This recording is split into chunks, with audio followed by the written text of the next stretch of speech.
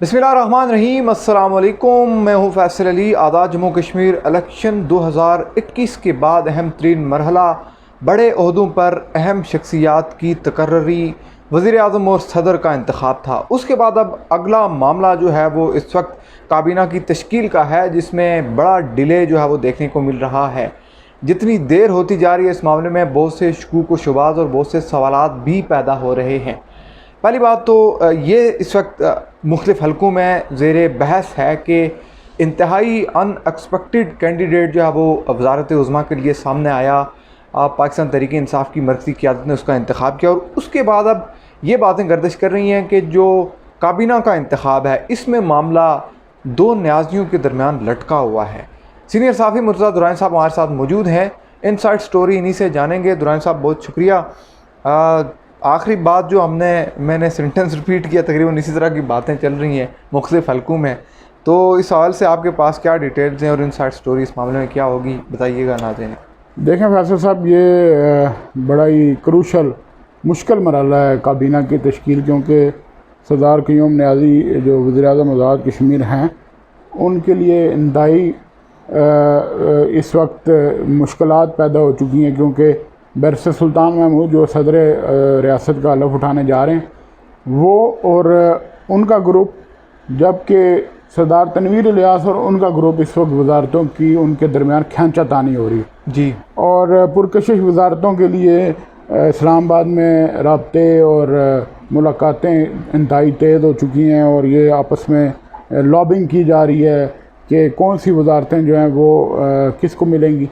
इस वक्त जो है सबसे ज़्यादा 5 बड़ी वजारतें जो हैं उनके लिए दौड़ धूप की जा रही है, जिसमें फ़िज़िकल प्लानिंग है, हाउसिंग है और CNW है जिसको शरात का महकमा कहते हैं, लोकल गवर्नमेंट है और लोकल गवर्नमेंट बल्दियात जिसको कहते हैं, और चौथा जो इम्पोर्टेंट महकमा है जिसको जो अभी 13वीं तरमीम के बाद आज़ाद कश्मीर हुकूमत के सुपुर्द हुआ है वो है IRS जी, जो इनलैंड रेवेन्यू है। ये डिपार्टमेंट जो है वो इंतहाई इस वक्त इस लोगों की नज़रों में और ललचाई हुई नज़रों से देखा जा रहा है इस डिपार्टमेंट को। ये इनकम टैक्स का महकमा है जी, और इसके लिए लॉबिंग के लिए जो है वो बाहर से लोग जो है वो शामिल हो चुके हैं। मेरी इतला के मुताबिक जो है वो मुख्तलिफ पाकिस्तान के शहरों से इन्वेस्टर्स जो हैं वो आ चुके हैं, जो मुख्तलिफ बोलियां दे रही हैं और देते हुए उनका ये ख्याल है कि वो अपनी जो उनके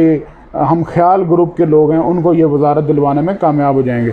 5वीं जो वजारत है वो आपके सामने ही है, जो हाइडल की वजारत है और महकमा खुराक है।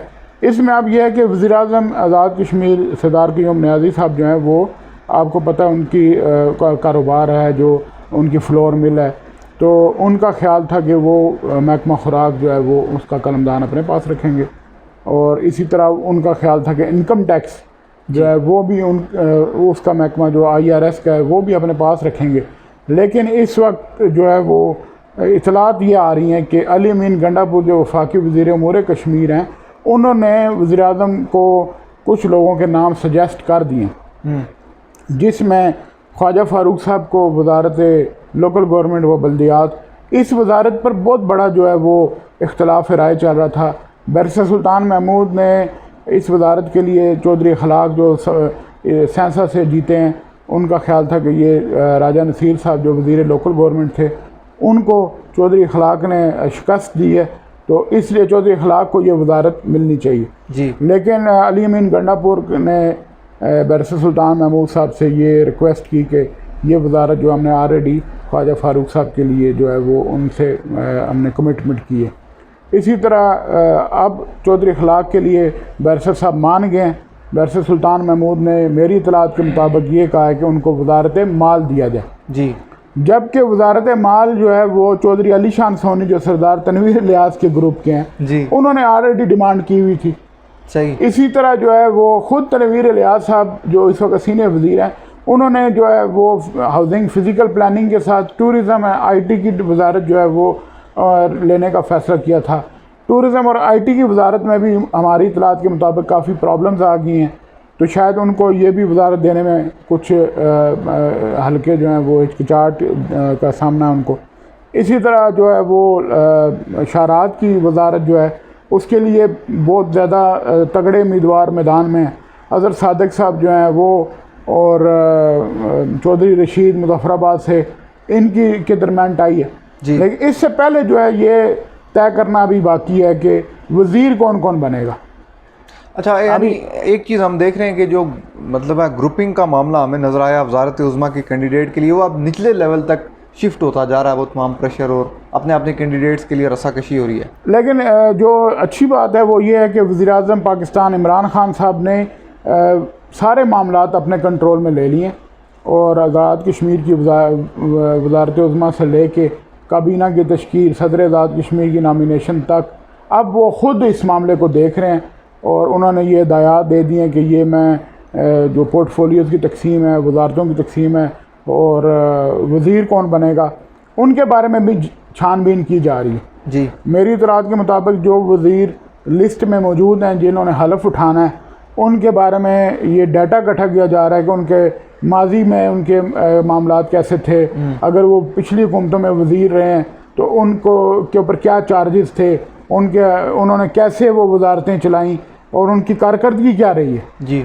तो इस हवाले से मुझे इतला मिली है कि कुछ इदारों की ज़िम्मेदारी लगाई गई है और वज़ीर-ए-आज़म पाकिस्तान ने ख़ास तौर पर चीफ़ सेक्रेटरी आज़ाद कश्मीर शकील कादर साहब को जो है वो डिप्यूट किया इस काम के लिए कि वो जो है ख़ुद जो है वो मामलात को देखेंगे और उसकी बराह रास्त रिपोर्ट जो है वो वज़ीर-ए-आज़म पाकिस्तान के प्रिंसिपल सेक्रेटरी आज़म खान को करेंगे जी। और आज़म खान जो है वज़ीर-ए-आज़म पाकिस्तान के नोटिस में सारे मामला लाएंगे। तो इसलिए ये इतना आसान मामला नहीं रहा कि नीचे लेवल से जो है ना आप निचले ही सतह पे जो है वो लोग जो है मामला तय करें, बाहर से इन्वेस्टर्स आएँ, वो पैसे लगाएं और वजारतें ख़रीद लें जी। ये मुझे मुमकिन नज़र नहीं आ रहा। ये वैसे एक नई चीज़ है कि बाहर से इन्वेस्टर्स आके पैसे लगा रहे हैं और अपनी अपनी मनपसंद के जो वज़ीर है उसकी आँख में जो है वो एक पूरा मुहिम जो करते हुए नज़र आ रहे हैं। इससे पहले भी होता रहा है?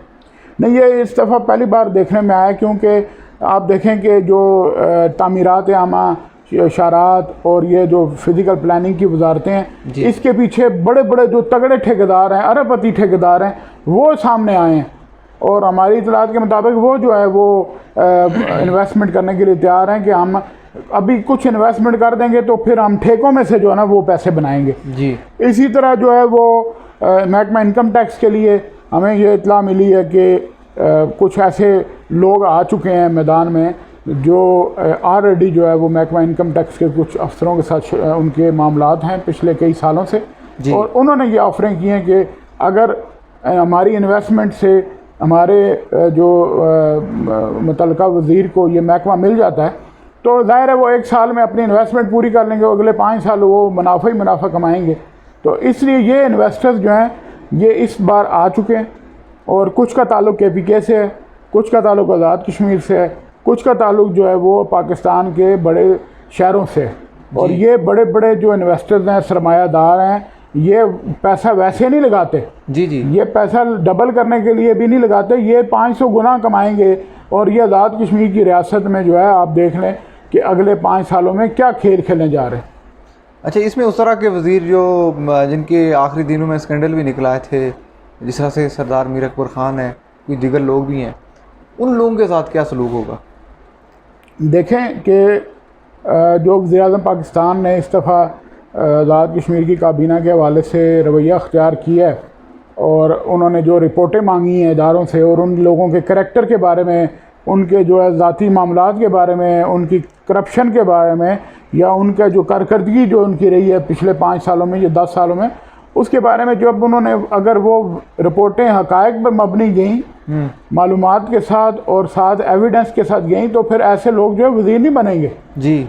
मेरी इतला के मुताबिक इमरान खान साहब ऐसे लोगों को वज़ीर नहीं बना रहे जिनके ऊपर एलिगेशन हैं, इल्ज़ामात हैं या जो ट्रायल जिनके ऊपर चल रहे हैं या जिनके ऊपर आने वाले दिनों में केसेस बन सकते हैं। सही। तो ये मुझे लगता है कि अगर वो ऐसा करेंगे, ये लोग वज़ीर दोबारा बन जाएंगे तो फिर इमरान खान साहब का ये बयानिया जो एहतसाब वाला है वो बुरी तरह पिट जाएगा जी। तो फिर आज़ाद कश्मीर से में अगर वो एहतसाब नहीं करना चाहते तो फिर पाकिस्तान में भी एहतसाब को नैब को बंद कर दिया जाए।